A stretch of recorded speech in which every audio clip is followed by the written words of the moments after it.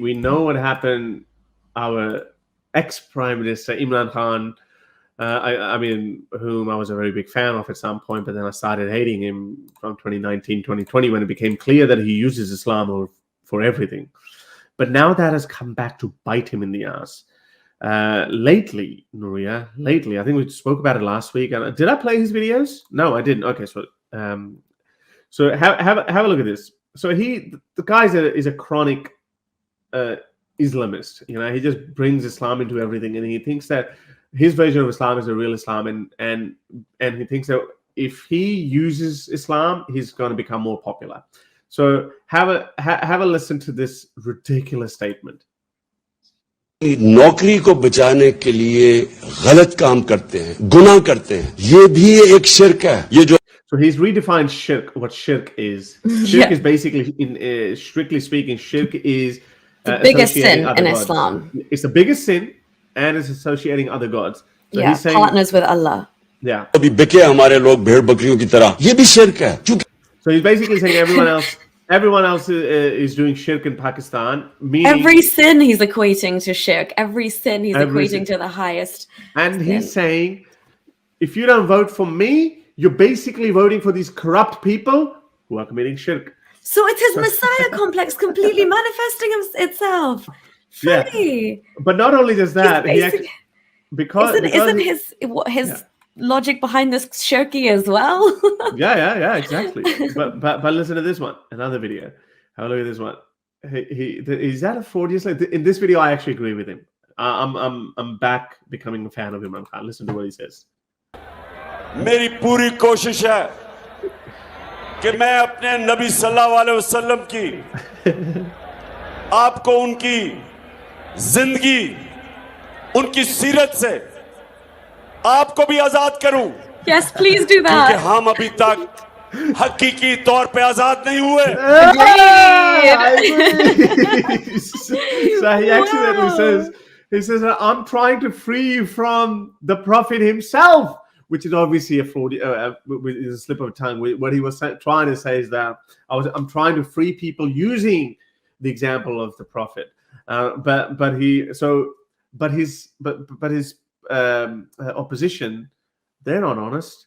They've been trending against him. They've been creating trends against him. Like, this guy is a blasphemer. I was gonna say he's gonna get he's in big trouble blasphemy wise. He's very careful what he's saying. So do you want to see what's been going on? Oh yeah, please. There you go. So they are calling him. So look at this meme. Let history be our witness.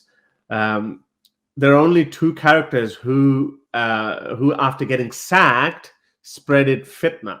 One is the Iblis, the devil himself, and the second one is Imran Khan. That's so literally the digs they have are so cute. The first one is the devil. They're trying to equate him to this. Yeah, but they're trying to equate him to Satan. Oh, now they put him on the same. Oh my goodness! He supported Salman Rushdie.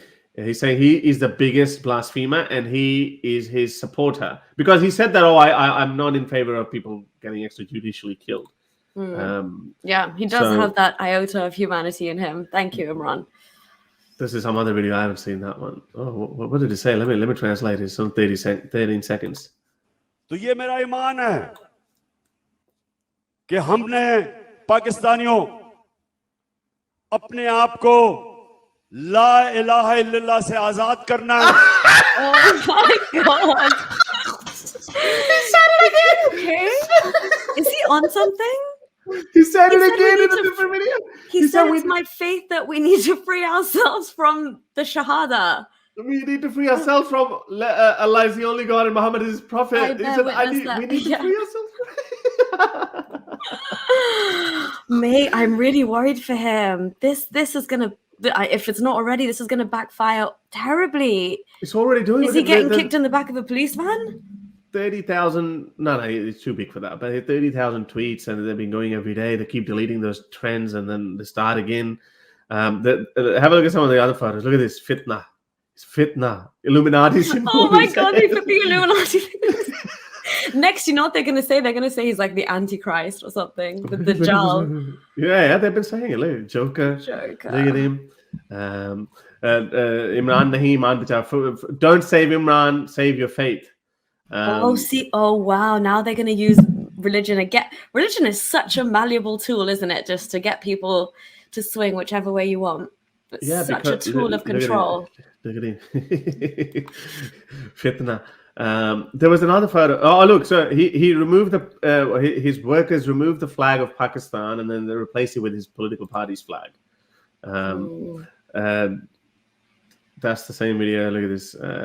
There was another video, a photo I think that's been taken down, where his face was totally distorted and made to look like Iblis's face. Oh, look at this. So Imran, it's Modi who is actually Imran Khan. So if you take off Imran Khan's face mask, you'll see Modi underneath. Wow. So okay, so basically this is what's been happening. So now let's get serious. So Imran Khan has always used Islam. He said, like, if you don't vote for me, you're doing shirk. If you vote for these political parties, the devil. And there was a now.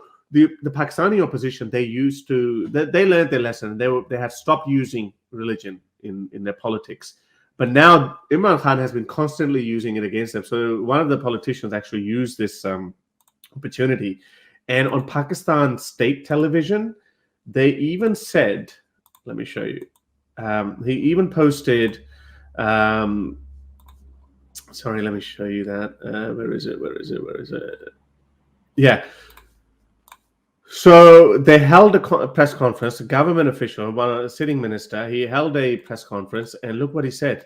And this was broadcasted on PTV News, Pakistan's national television, that why would you vote for someone who isn't even a Muslim? So they have done takfir on Imran Khan. This is massive. So wow. Imran Khan is being labeled as a blasphemer. He's being labeled as even a non-Muslim, and some people are claiming he's an Ahmadi. Now, surely, I'm worried about his health, about his safety, because he can be murdered. And that would be a terrible legacy of someone of his caliber who you could disagree with his politics and he's probably gone senile. But the guy was a sporting legend. The guy is the greatest or biggest philanthropist in Pakistan's history. Created multiple cancer hospitals, universities, free of charge. People get free treatment. And if one day we wake up the next day and we say, oh, Imran Khan has been assassinated by some Islamist or jihadi, that would be a pretty sad end to his life. And obviously, I am worried about him. I think I would cry if I heard that news, because I don't like him now, but my whole childhood was spent idolizing him. People like me wanted to be like him. You know what they say, women wanted to be with him and men wanted to be him. So but he can be blamed, not for his death though, but what is happening on social media against him, he can be blamed for it, because he's been playing the religion card in every single speech. Everywhere he said, oh, we need to emulate Prophet Muhammad's life. There's another statement he just made. He said, he was addressing his political workers. He said, go and preach my name like prophets used to preach their gods. So it's like, because I think he's gone Messiah complex again. Narcissism at his peak. He genuinely believes he thinks he's a prophet. So it's just terrible. I think he's gone crazy. We're literally witnessing him his mind just exploding. So yeah, that's. I also think because just given the situation with blasphemy in Pakistan, right? Like, for the most part, I always say, like, Pakistan is literally just a country for straight Sunni men. That's it. Like, nobody else is like safe there or welcome there or protected there. So unless you don't fit into that very narrow, like, thing of what a person should be including the beliefs that they hold. I've always noticed with Imran Khan, because he's obviously trying to reconcile his time abroad and his identity and his roots and his past and his faith all the time, but whatever stage of his like identity, I think he's had obviously a lot more of an identity crisis being in a position of power and coming back to Pakistan. But even like in his early days, I mean, we had books on our bookshelf when he had actually taken trips to Afghanistan and gone to actually trace his roots. And he's you know, like there's all books written about him spending time with people and wanting to know about his past.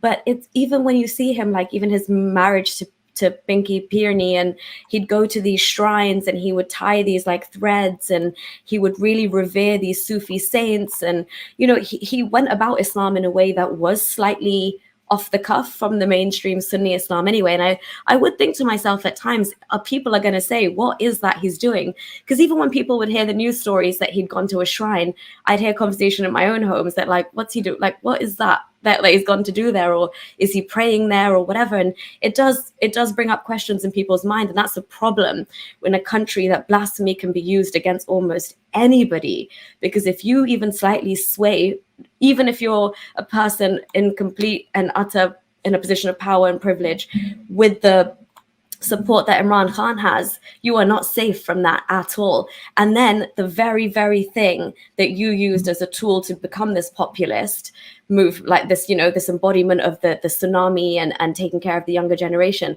that same tool, i.e. religion, is going to come and bite you in the bum, because now they're going to throw you under the bus as not fitting the mold enough to be Pakistani or be mainstream Pakistani enough to lead the nation. Exactly. Or Muslim and by that, enough. I mean Muslim, because the constitution itself in Pakistan says you cannot rule the country, you can't be prime minister, no non-Muslim can be. So that's a huge write-off. But yeah, with blasphemy laws like that, what a dangerous game and what a dangerous playing field a country like Pakistan becomes. Imagine if Imran Khan, he literally gave up everything else in his life to try and change Pakistan. And in his own mind, he must think that he's doing, you know, a great thing, or he's doing his best. And maybe he really, truly is. But I imagine the irony of him having to be, him having to flee the country for his own safety. No, I don't think he'll go that far. No, but imagine if that's what that, you know. He could get assassinated, though. That is a possibility. Well, let's hope he flees the country before something like that. I don't think he will. These are, knowing him, as stubborn as he is, I don't think he will flee. I think for him that would be the best thing, would be to go for this mission. He said it himself as well, that he even accused. He said, "I've recorded a secret video." Then in case I'm murdered or something, then you know, that video would have the names of those people, which is again a political move. He could be paranoid, who knows? So, I mean, it's sad to see deterioration of someone we liked and admired. I think you grew up liking him as well. So, and a lot of that had to do with our parents, because our parents were enlightened, moderate people. And they weren't happy with the status quo, and they weren't Islamist or jihadi, so they didn't like the religious parties either. So this guy looked like a breath of fresh air, you know, like he was handsome.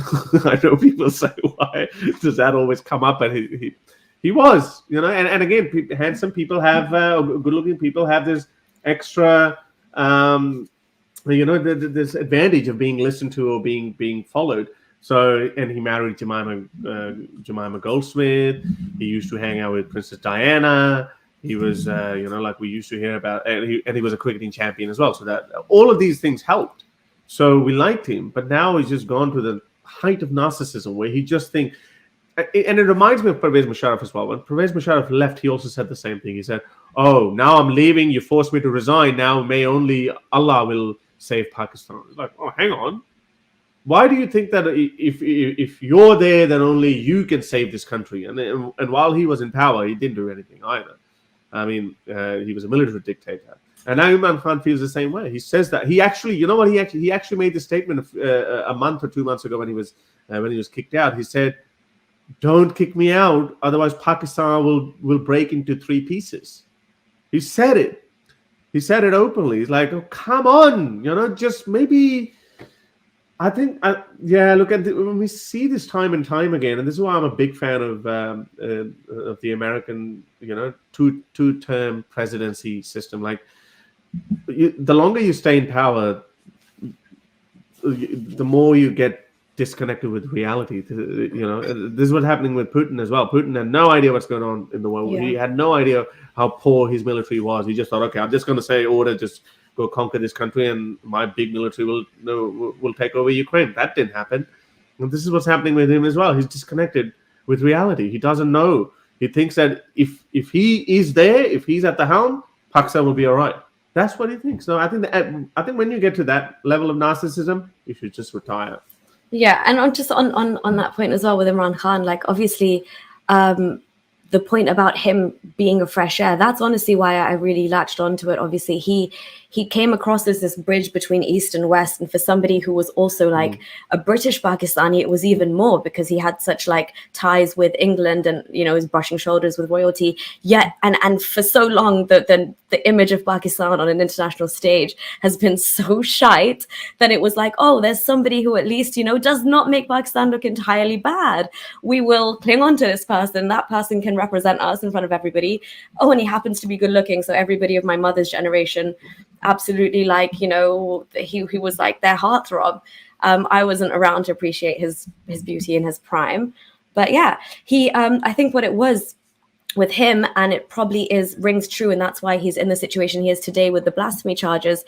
One thing I will always respect about Imran Khan is, I think at the end of the day, when he does say things like he's not against, he's against, extrajudicial killings and beheadings and things like that, I think somewhere within what's happened to him now with the identity crisis and the narcissism and the power trip and striving to maintain power, that's all kind of, messed him up a little bit. But he still has that, like somewhere in this from the bottom, it did start out as a very humanitarianly inclined mission. And I do still think that rings true to some extent. I don't think if I sat face to face with Imran Khan and said to him, I don't believe in your prophet or your Allah, should I be killed? I'm pretty sure, I hope anyway, that I don't think he would agree.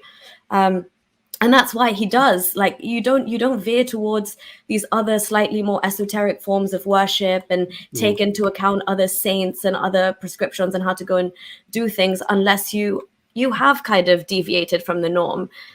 So I would say no matter what, and he won the World Cup for us as well. That was the bonus. But yeah, so it wasn't really about his looks. It wasn't about him brushing shoulders with royalty. It was the fact that I liked him was just because he started off his mission from what I thought as a young girl in high school. Wow, this guy really wants to make Pakistan better. That's what I thought. And, you saw prime examples of like a free cancer hospital in Pakistan. The only other equivalent I could think of is like the Edhi Foundation. That man gave his entire life to the nation. We've got ambulances, how thousands of lives have been saved. And Imran Khan kind of started on that. And it's a shame that religion just, I don't know, twists people's mind. Religion and power are a dirty combination, mate. They're a very dirty combination. This is a kind of propaganda he's facing. He's saying, who cannot even pronounce Khatmul Nabiyeen? He couldn't when he was taking the oath as a prime minister. He used like Khatmul, he couldn't pronounce it. He has new definitions of shirk every now and then. That's true. He's a big supporter of Jews and Ahmadis. Okay. Now he wants to deprive the people from Prophet Muhammad's Sunnah because he said, I want to free you from that. Well, they really latch on to everything. But see, Harris, this is what I mean. The humanitarian thing I was just saying. Like, look at point 3, yeah? Go up. Sorry. Point 3, a big supporter of Jews and Ahmadis. Let's say even if he is, yeah, for argument's sake, as a potential leader of a country, or as a leader of a country, would you not think that's a positive in that he's in favor of tolerance and like coexistence? But it's your religion that makes you think, oh, he needs to hate them this much to be one of us. Yeah. But again, yeah. Look at this one. This woman doesn't look very Islamist type either, but anyway, so yeah, that's the nature of Imran Khan. I hope he retires. I don't think he will, but I'm actually worried about his safety because it can happen. I think Dee just asked the question: could he be killed by his own security? Hopefully not, but nobody can predict these things. When they raise the temperature that high, it can happen because his enemies now are coming after him. From this angle, they never did before. Even though he kept doing it, Imran Khan kept doing it. He, when there was this TLP, when they stood up against, in 2017, when they stood up against then Prime Minister Nawaz Sharif's government, when he tried to change the oath, they were protesting. They're called Fazabad Dharna. When they were protesting against the then Prime Minister Nawaz Sharif, Imran Khan said, "Oh, I wish I could go and join these people and sit with them," because he was like, "Oh, Medina Giras, the state of Medina, we need to create." So Imran Khan has been using religion for a very long time, but now I think, as you said, it's coming to You reap what bite you him- sow, yeah. It's gonna bite him in the bum. Yeah. If you like these videos and want to support me in my activism, then you can support me on Patreon or PayPal. Stay free, everyone.